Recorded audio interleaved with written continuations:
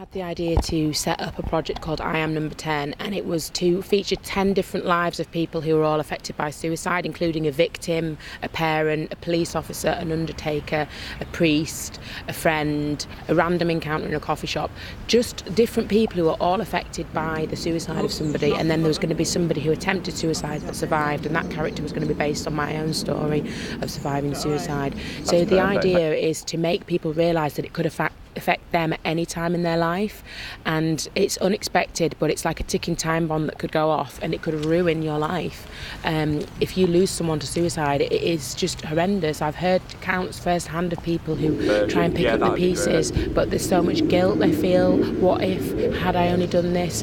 And they're left without answers, and it's absolutely devastating, and I want to try and reduce suicide. So the idea is to get this film made, get people talking about it, and try and help combat this awful disease that is ruining and taking away so many lives. I'm a suicide survivor. I felt totally broken in pieces in the year 2014.